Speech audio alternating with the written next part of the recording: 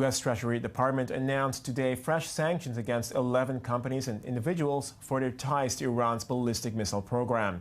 5 Iranian nationals and a network of companies based in the United Arab Emirates and China were added to the American blacklist. This comes one day after sanctions were lifted over Iran's nuclear program.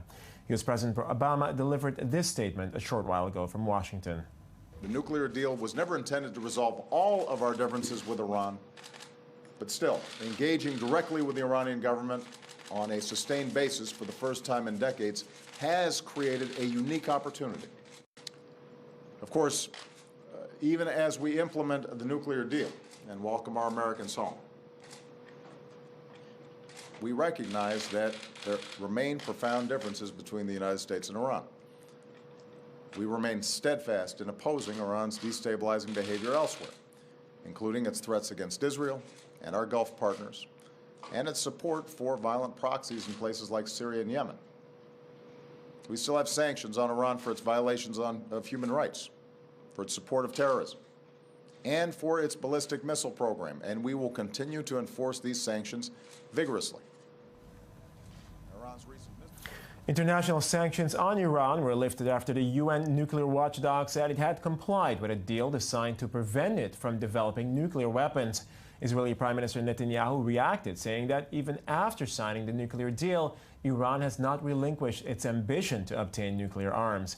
For his part, Iranian President Rouhani said that everyone supports the agreement except for Israel. I-24 News reporter Dennis Weibel with the latest. The UN nuclear watchdog, the International Atomic Energy Agency, announced Iran was in full compliance with the July deal negotiated between 6 world powers and Iran over the restriction of its nuclear program. Sanctions against Tehran, described as crippling, were in turn lifted. EU Foreign Policy Chief Federica Mogherini said in a statement that was also read in Farsi by Iran Foreign Minister Mohammad Javad Zarif that the historic deal had gone into full force. Ever since adoption day, we worked hard and showed mutual commitment and collective will to finally bring the JCPOA to implementation. Its proper implementation will be a key contribution to improved regional and international peace, stability, and security. Within minutes, the United States formally lifted banking, steel, shipping, and other sanctions on Iran, a major oil producer which has been virtually shut out of international markets for the past 5 years. Tens of billions of dollars worth of Iranian assets will now be unfrozen, and global companies that have been barred from doing business there will be able to exploit a market hungry for everything from automobiles to airplane parts. Iran has undertaken significant steps that many, and I do mean many, people doubted would ever come to pass.